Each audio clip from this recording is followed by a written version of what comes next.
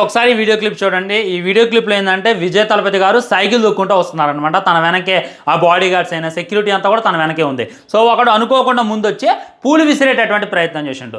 ఇక దాంతో అది బాంబు అనేమో అని చెప్పి భయపడిపోయి విజయ్ తలపతి అన్న అక్కడికక్కడే సైకిల్ పడేసి వెనక్కి అయితే పడిపోయిండు. ఇది చూసి చాలామంది కామెంట్ చేస్తున్నారనమాట. లైక్ ఇంత పిరికోడివి ఏంది, ఇంత పిరికోడివి నువ్వు రాజకీయాల్లోకి రావడం అవసరమా, హాయిగా రీమేక్ సినిమాలు తీసుకోక అని చెప్పి ఆయన కామెంట్ చేయడం, ఆయన తిట్టడం, ఆయన ట్రోల్ చేయడం నేనైతే చూశాను అనమాట. భయ్యా వాడు వచ్చినటువంటి విధానాన్ని ఒకసారి చూడండి.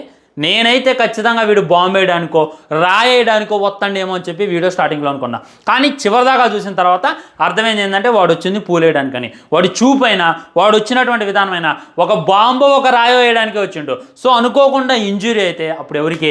సో ఒక్కొక్కసారి పోరాటం కాదు పారిపోవడం కూడా గొప్పతనం అనేటటువంటి గుర్తుపెట్టుకోండి. ఇక్కడ విజయన్న భయపడడానికి కాదు, జాగ్రత్త పడ్డాడు. ఒకడు పిచ్చోడు రాయి పట్టుకొని ఎదురవుతుంటే నువ్వు ఎదురవుతావా, వెనక్కి తగ్గుతావా? సో పిచ్చోడి చేతిలో రాయలాగో ఇక్కడ ఈ విధంగా వచ్చిన చేతులు అలాగే. అందుకే అన్న అయితే కొద్దిగా వెనక్కి తగ్గిండు. ఆయనకి ఏమన్నా అయిందనుకోండి, ఇప్పుడు పోయి మంచం ఎక్కితే ప్రచారం ఎవడు చేస్తాడు అనేటటువంటిది ఆయన ఉద్దేశం అన్నమాట. అది పారిపోవడం కానీ కాదు.